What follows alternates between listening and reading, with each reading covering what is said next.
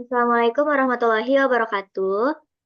Kami dari kelompok 4 ingin mempresentasikan hasil diskusi kami tentang perbedaan antara orang tua dan lansia dan harapan perilakunya serta identitas sosial. Sebelum itu, saya akan memperkenalkan anggota kelompok 4 terlebih dahulu. Yang pertama, ada saya sendiri, Dwi Hidatul Rahma Mardino sebagai moderator, ada Alianisha Syahwani sebagai presentator. Materi pertama akan dijelaskan oleh Alia. Kepada Alia dipersilakan. Baik, terima kasih kepada moderator. Kita masuk ke materi pertama, yaitu mengenai orang tua dan lansia. Dalam Kamus Besar Bahasa Indonesia, kata orang tua memiliki dua makna, yaitu yang pertama, ayah ibu kandung, yang kedua, orang yang dianggap tua atau cerdik pandai, ahli, dan sebagainya. Selanjutnya juga diartikan sebagai orang-orang yang dihormati atau disegani di kampung atau disebut juga dengan tetua. Pada arti pertama tadi yaitu ayah ibu kandung itu menunjukkan suatu posisi atau status seseorang karena memiliki anak kandung. Selanjutnya, makna lain dari orang tua sebagai orang-orang yang dihormati atau disegani di kampung atau tetua merupakan konstruksi sosial atas kenyataan masyarakat tradisi yang menempatkan penghormatan yang tinggi kepada orang tua. Dan oleh sebab itu mereka dijadikan tetua di kampung.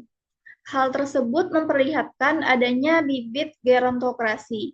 Selanjutnya juga ada pengertian dari lansia, di mana yaitu siapa saja orang yang berusia 60 tahun, maka secara biologis, konstitusional, dan sosiokultural dikategorikan ke dalam orang berusia lanjut atau disebut juga dengan lansia. Next, kita masuk ke perbedaan antara orang tua dan lansia. Pertama, eh, perbedaan orang tua. Istilah orang tua atau parents itu lebih mengarah pada status dan peran keluarga. Sedangkan lansia itu kategori sosial berdasarkan usia kronologis atau umumnya di atas 60 atau 65 tahun. Yang kedua, orang tua itu mengacu pada hubungan generasional dalam keluarga atau ayah ibu dari anak.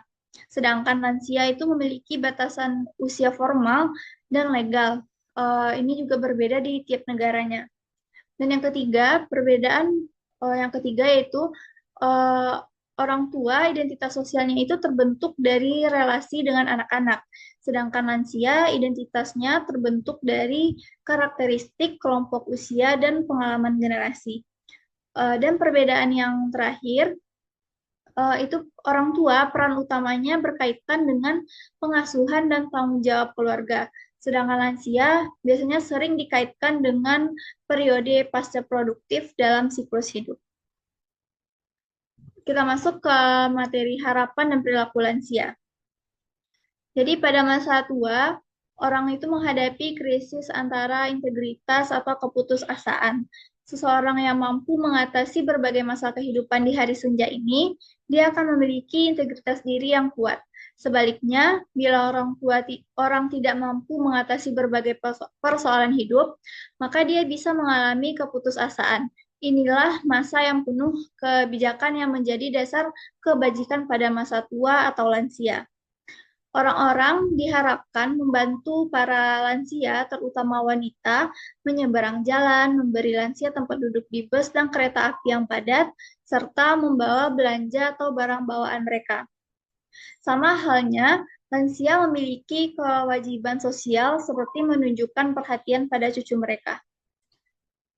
Next, harapan peran yang dilekatkan pada orang tua untuk beberapa konteks sosial konteks sosial budaya juga dilekatkan kepada lansia. Di antara harapan peran tersebut yaitu penyemai afeksi, penyambung tradisi, penjaga moral, dan agama. Para lansia, terutama pada masyarakat yang masih memiliki akar gerontokrasi, pada momen tertentu dalam siklus kehidupan masyarakat, seperti upacara adat dan keagamaan, diharapkan memainkan peran sesuai dengan skenario, plot, atau konstruk adat dan agama. Harapan peran yang dimainkan oleh orang tua tidak sama persis pada saat menjadi lansia. Mungkin sekian materi dari saya kembalikan ke moderator. Terima kasih kepada Alia. Selanjutnya, materi tentang identitas lansia yang akan saya jelaskan.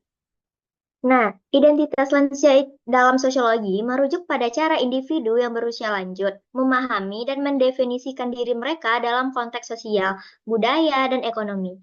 Identitas ini dipengaruhi oleh berbagai faktor, termasuk pengalaman hidup, interaksi sosial, norma-norma budaya, dan peran yang mereka jalani dalam masyarakat. Nah, berikut ada beberapa aspek penting terkait identitas lansia dalam sosiologi. Next. Nah, yang pertama itu ada persepsi diri. Lansia seringkali menghadapi perubahan dalam cara mereka melihat diri mereka sendiri. Proses penuaan dapat mempengaruhi rasa percaya diri dan citra diri, terutama jika mereka mengalami masalah kesehatan atau kehilangan peran sosial.